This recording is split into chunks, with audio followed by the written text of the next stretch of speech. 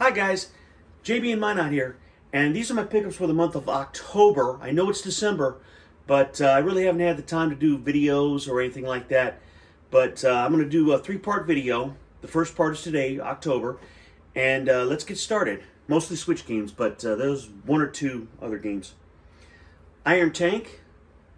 This is from SNK, so you know it's quality. It's basically a shooter in a tank. This I got from Red Art Games, or Hard Copy Games. It's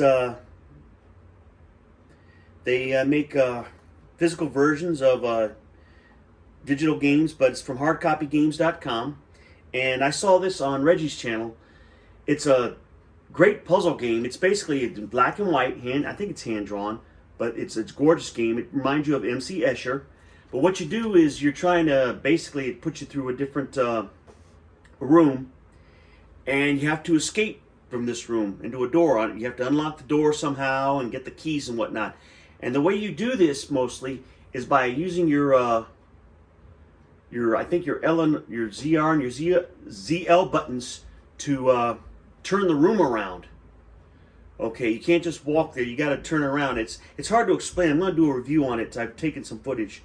But it's an excellent puzzle game. If you like puzzles and logic games, it's a great game to play. Like I said, I bought it from hardcopygames.com, and it's a beautiful game. If you love puzzle games, you can't go wrong with a bridge. Okay, now for some Switch games. I think I got this from Best Buy. Avicii Invector Encore Edition. Apparently Avicii, I don't know if he was just a DJ who used other musicians, but apparently he died some years back. I think he might have committed suicide. I don't know. But I'm not really into DJ electronic music, but this is an excellent, beautiful space age rhythm game that'll kick your ass if you're new to games. But it's got a bunch of different catchy tunes on there, but it's great. If you like rhythm games, you can't go wrong with that. Supermarket Shriek. This is basically you and a goat in a supermarket cart. You go through different obstacles to get the shopping cart from, it's apparently out of England. You got to get the shopping cart from one area to another. And the physics are, you know how shopping carts are. The physics on a shopping cart are shit. But you use your left shoulder button and your right shoulder button to scream. One side, the goat screams. The other side, the man screams. And to get the thing moving, you get them both to scream. That's why it's called Shriek. But it's a very charming game, but the physics on here are pretty much non-existent. You got to have a lot of patience to play it. Pikmin 3 Deluxe. This is an adaptation, a port of the Wii U game, which is excellent. It's basically Pikmin. That's pretty good so far. Hidden Objects Collection. This is basically a kind of a bunch of cheap adventure games on one disc. It's got 6 games. If you're into those kind of games, it's an excellent game to buy on a discount. You basically, some of them you have to search for items. Some of them you have to find certain items to open up certain doors and to solve certain puzzles. But they've got hidden object sections in some of them too. I haven't played all of them. I've played 2 or 3 of them so far. And they're pretty fun if you like that kind of thing. Nice and chilled out. Transformers Battlegrounds. This is a tactical RPG, I believe, starring the Transformers characters. Cobra Kai, the Karate Kid saga continues. This is, I haven't seen Cobra Kai yet. I have it on my watch list. It's basically a continuation of the Karate Kids trilogy. And it used to be on YouTube for a while, and then they moved it to Amazon.com. I guess Amazon.com's got a 3rd season. But it's basically a beat 'em up based on those characters. Cadence of Hyrule, Crypt of the Necrodancer, featuring The Legend of Zelda. This is Crypt of the Necrodancer, featuring Zelda characters and Zelda villains. And it's a rhythm game. You move to rhythm, you kill enemies by rhythm. You gotta listen to, but I don't see where the rhythm part comes in. It's basically just watching where you jump and where you move when you hit the bad guys. So I don't see where the rhythm comes in so far. Mad Rat Dead. This is a platformer rhythm game. This one I can see where the rhythm comes to. You have to move to a certain rhythm to kill the bad guys and hit certain platforms. And I think it's kind of a roguelike too, if I'm not mistaken. It's a pretty charming game. You're this rat who has to get his body parts back in the sewers while fighting bad guys. And it's an adaptation, I believe. It's from NIS, so. New and tasty, Oddworld Abe's Odyssey. This is a adaptation, a port of I think a PS. I forget which PS PlayStation game, but it's from the Oddworld universe. Only this one's pretty much Oddworld. Only this one's pretty much a 2D platformer type. The controls to me are kind of spotty in this game. I mean, and the colors are ugly. Sometimes you miss something because you just can't see it. There's too many enemies on the screen and the colors are really ugly. But if you're like in the Oddworld, that's okay. Ministry of Broadcast. This is you're playing a character on a reality show. It's a puzzler platformer. To get across certain platforms, you have to open them up, and it's got a steel book in here that you can use. And the graphics aren't the greatest, but it's basically 8-bit graphics. But it's still a fun game, though. It's an excellent puzzler platformer. Excellent mix of puzzles and platforms. And the platforming's not too hard. It's just you have to... It's the puzzlers that are hard. It's really, really thoughtful puzzles. But to get from one area to another, pretty much each and every day. And if you like those kind of games, this is excellent. Okay.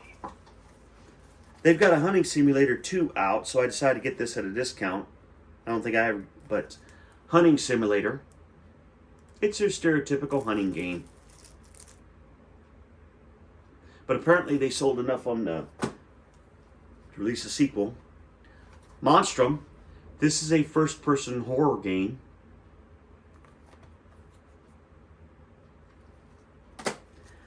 The Persistence. This was a digital game adapted to a physical. This is basically a first-person survival game, and it's a roguelite, and so it changes every time you play it, from what I understand. G.I. Joe, Operation Blackout. This is from Game Mill, but it's basically G.I. Joe is a tactical RPG, or tactical team-based third-person shooter game.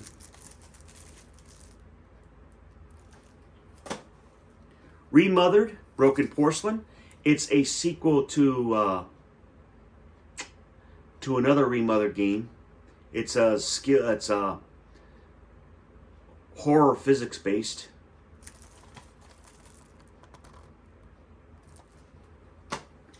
Cooking Mama, Cookstar.